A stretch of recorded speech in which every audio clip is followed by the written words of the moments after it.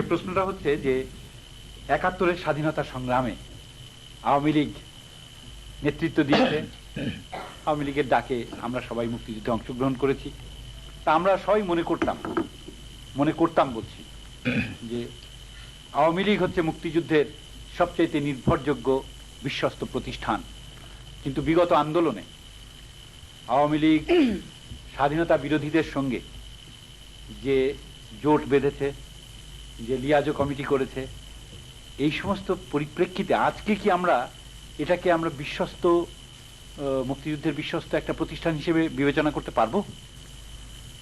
আমার এখানে একটা কথা, সেটা হলো আমরা আমাদের আদর্শ বিচ্যুত হইনি বা নীতিমালা থেকেও আমরা দূরে যাইনি। যেখানে জনগণের ভোটের অধিকার আদায়ের বিষয়টা রয়েছে, জনগণের অধিকার আদায়ের আন্দোলনে কিছু কৌশল আমরা অবশ্যই অবলম্বন করেছি।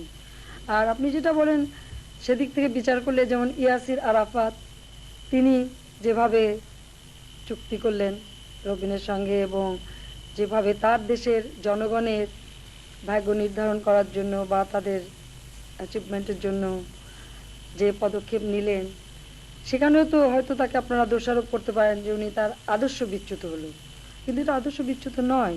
আমাদের এক দেশ থেকে আরেক দেশ, এক দেশ থেকে আরেক দেশ হলেও ঠিক এক দেশ হলেও এখানে জাতিগত একটা বিষয় রয়ে গেছে, তাই না?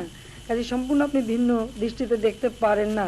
এটা একটা কৌশলের ব্যাপার, সেটা একটা কৌশলের ব্যাপার। সব থেকে বড় কথা হচ্ছে আমরা যা কিছু করছি জনগণের স্বার্থে করছি, সেটা হলো বড় কথা।